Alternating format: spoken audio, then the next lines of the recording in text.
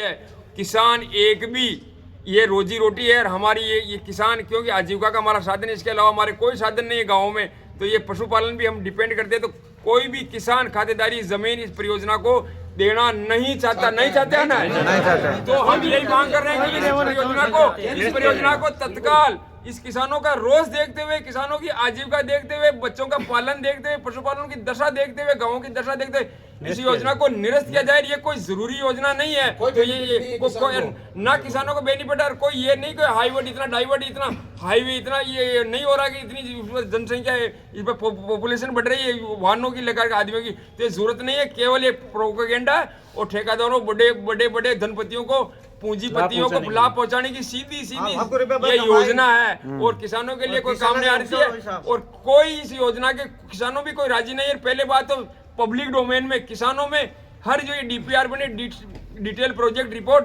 विस्तृत जानकारी देना चाहिए। एक नियम है इस परियोजना में कि 21 दिन तक कोई भी किसान ग्राम पंचायत पूरा एक किसान खातेदारी जमीन और वहाँ चरागाह भी इसमें शामिल है, जिनकी जमीन नहीं है ना वो गांव वासी भी दे सकता है, क्योंकि चरागाह उसका गांव है, हाँ। तो कोई उसकी आपत्ति बिना 21 दिन तक हमें समय दिया गया। कितना दिन का?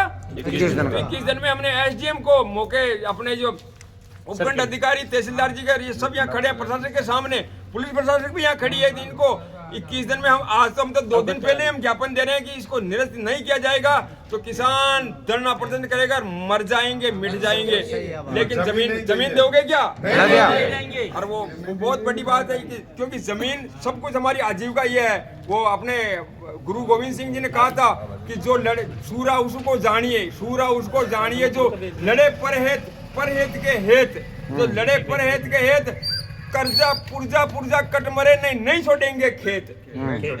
जो सूरा उसको जानिए जो लड़े दीन के हेत, पुर्जा कट मरे नहीं छोड़ेंगे खेत। और एक हमारे राजस्थान में कहावत है, राजस्थान में सदियों से एक कहावत है, करतार जी सुनना सरपंच साहब, कि ईला न देनी आपनी, ईला कहते हैं जमीन को, क्या कहते हैं? जमीन। ईला न देनी आपनी हालरियो हलराय, ईला न देनी आपनी हालरियो हलराय, माइड पालन सुलावे माइड करे मोतरी बढ़ाई।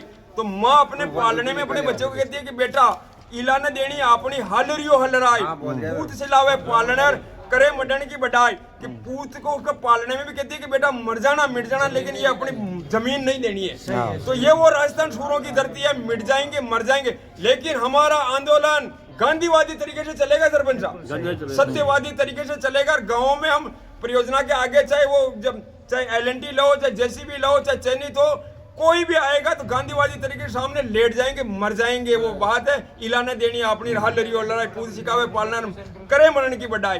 लेकिन किसान भाइयों आजकल आपको भ्रमित करने के लिए किसानों को वो एक नए गीत आ रहे हैं, 2 बीघा बेच दिए तेरे संगार में, लेकिन वो ऐसे इस पर नहीं जाना है। 2 बीघा बेचने के बाद तुम्हारे पास कुछ नहीं बचेगा। 2 बीघा बेच दिया तेरे पायल और सिंगार में, लेकिन 2 बीघा बेचने के बाद हमारा कोई आज हमारी नौकरी कितने आदमियों के पास है? कुछ नहीं है। अरे है क्या? अरे जमीन का भरोसा ये बार पहली को देखे देख पाओ तो क्या रहा और देखे कहीं क्या रहा कतरा का मीठा बारी को पानी को बेरो आगे कौन ना रे है कोई न दे नौकरी कितना न दे। हाँ तुम्हारी जमीन ले लो, सरकार माँ की जमीन ले लो, हर घर में मैंने हर जो जमीन जावे जो हर घर में नौकरी दे दियो, पहली नौकरी दे दियो तो ले लियो। सही बात है। हाथ काट रही हो, मैंने सोले का ठाकुर बना रही हो तो घर के हाथ में दे दियो, लेकिन जमीन मर जाएंगे।